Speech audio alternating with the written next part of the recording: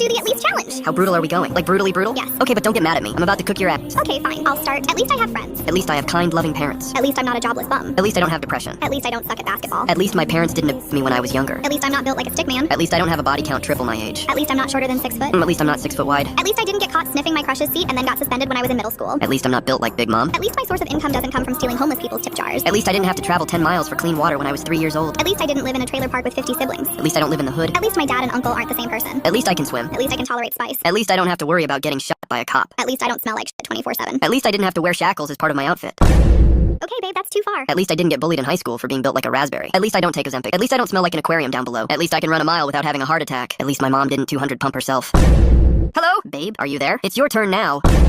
I'm breaking up with you.